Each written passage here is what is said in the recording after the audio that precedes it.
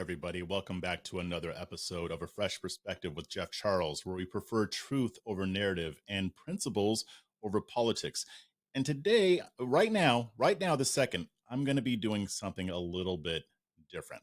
Okay? A little bit out of the ordinary. Now, everybody who follows me and who has been listening and watching me knows that I am a very radical gun rights advocate, right? And this is an issue that's been debated for God knows how long. But over recent years, gun control and gun rights have been in the spotlight. It's been the subject of discussion, especially amid mass shootings and increasing gun violence rates. And these are things that we should be talking about. But in this instance, I would like to give anti-gunners the opportunity to convince me to become one of them. I'm going to give y'all a chance to turn me into somebody who supports gun control. Now, as it stands right now, I can't really think of a gun control law that I really support. Other than don't use your gun to hurt other people. There's already laws against it. That's not really a gun law. You just can't do that, even if you're using a baseball bat. But anyway, you guys know where I'm coming from.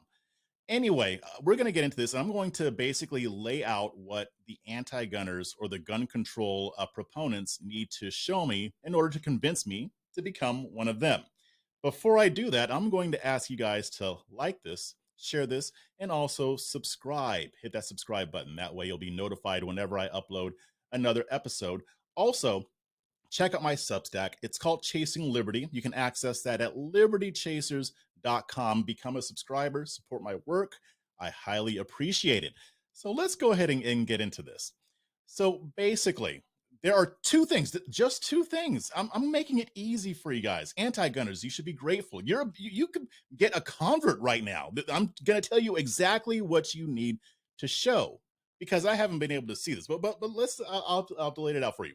The first thing, you would have to be able to guarantee me that government at the federal, state, or even local level will never become tyrannical to the point that people don't need to take arms against it.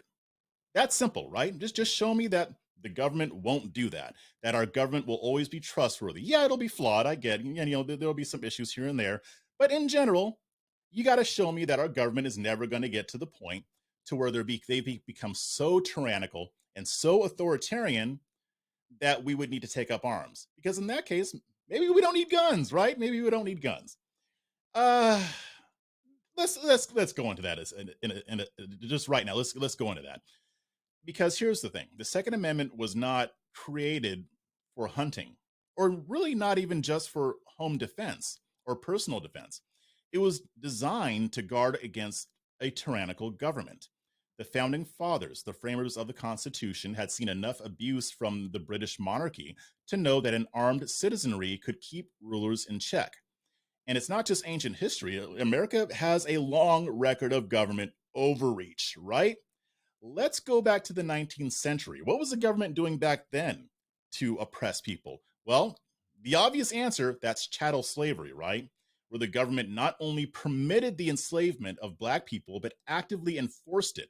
The Fugitive Slave Act of 1850 meant that even slaves who had escaped to northern states were required to be returned to their owners in the South, which made the state a complicit partner in slavery. Let's fast forward to Jim Crow area, where there were laws specifically designed to prevent black people from voting and participating in society. Who enforced these laws? That would be the state, right? That would be the government. Oh, but wait, gun control.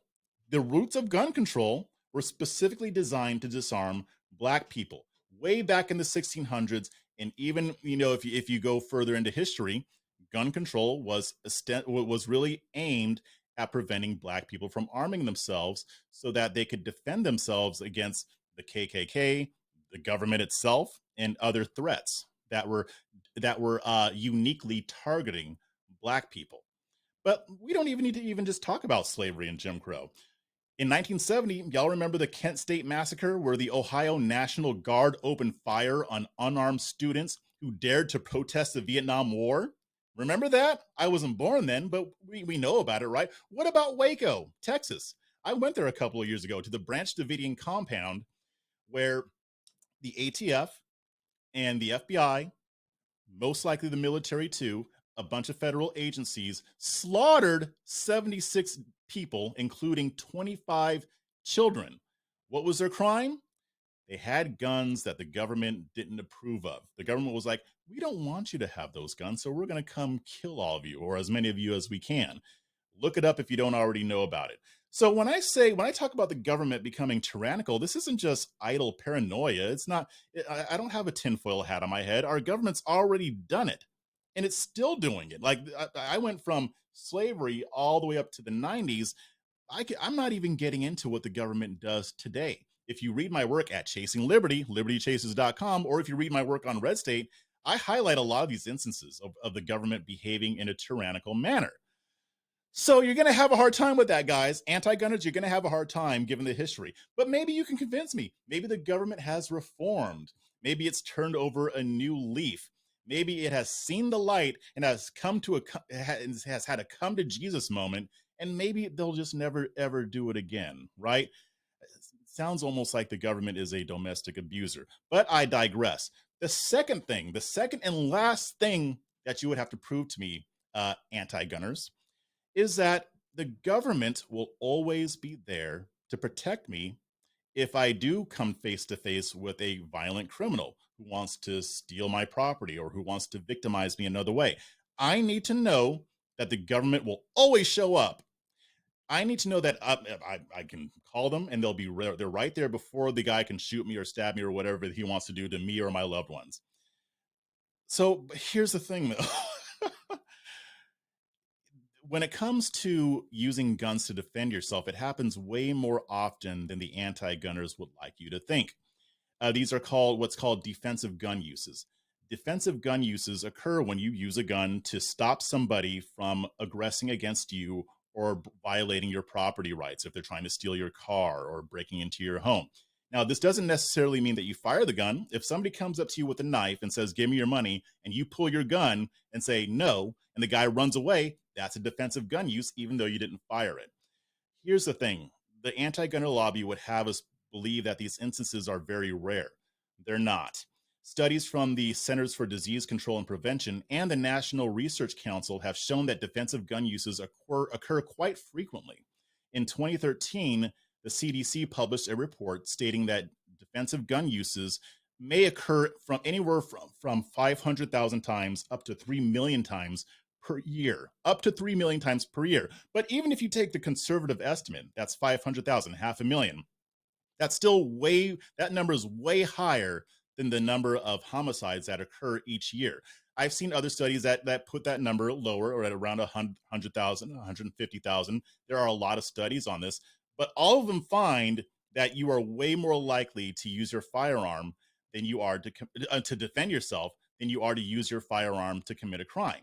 I have written countless articles on Red State covering individual stories of people using firearms to protect themselves from home invasions, carjackings, muggings, even mass shootings. There have been a lot of mass shootings that have been stopped by somebody who had a gun on the scene. You just never hear about them. I wonder why. In these cases, the police were not around. If these citizens had not been armed, the outcomes would have been tragic. For example, a study published in 2021 by the Journal of Interpersonal Violence found that homes with firearms used defensively during home invasions had a lower injury rate than those without guns in the home. When you hear that criminals are actively targeting people, how do you tell someone they shouldn't be able to defend themselves? Well, you can tell them that if you can guarantee that the government's always going to be there to stop them, right? I mean, this shouldn't be that hard. But here's the thing: it's like the saying goes, right? There's a saying in the culture community, when seconds count, the police are only minutes away. Here's the thing: the government can't protect me. They can't protect you.